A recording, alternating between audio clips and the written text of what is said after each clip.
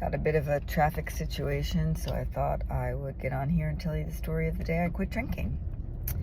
So I was a very big drinker. Wine was my problem. I drank white wine, and I was up to about 3 bottles a day when I quit, which is a wild amount of alcohol. I had a lot of instances that should have had me quit drinking. A lot of nights where I don't remember how I got home, waking up and wondering where my car was, what I did, complete blackouts, many of them. I should have quit long before I actually quit. But I was single and was responsible for my own living, and I got up one morning and decided that I should have a drink before I went to work. I was working at Access Hollywood at the time, which is pretty high pressured, I guess. And I was a functioning alcoholic before that. I was always hungover at work, and I'm sure everybody knew or smelled it, or, everybody knows before you know.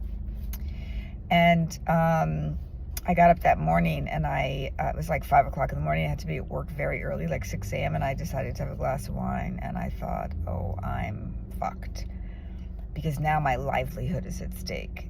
If I can't go to work, I'm not going to make it. I'm going to lose everything. And so I called in sick for work, and then I started calling people. I called my sisters. I called my mom and dad.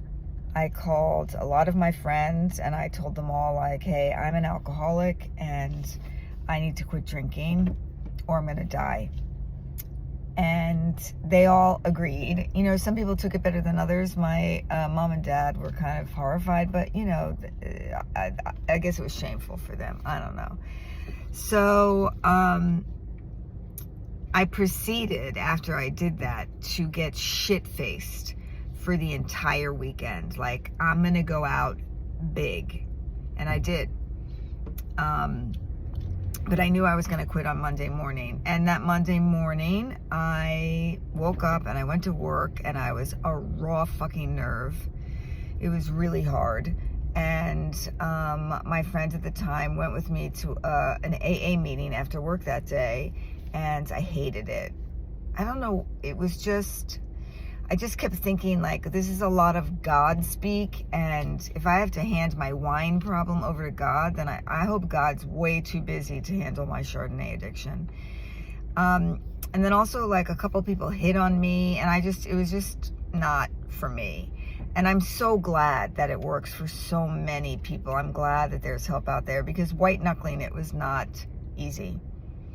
I would say 6 months, and then I was okay. And I didn't stop going out. I still went to bars. I still had mocktails, but I would leave before things got too ugly. When people started getting drunk, although seeing people drunk when you're sober is like so sobering, if you know what I mean. You really, like, if you could strap a camera to yourself and see yourself drunk, you'd probably never drink again. And, slowly but surely, one day at a time, 23 years later, people call it white knuckling, but it worked for me. It doesn't matter. Whatever works, works. Anyway, that's the story.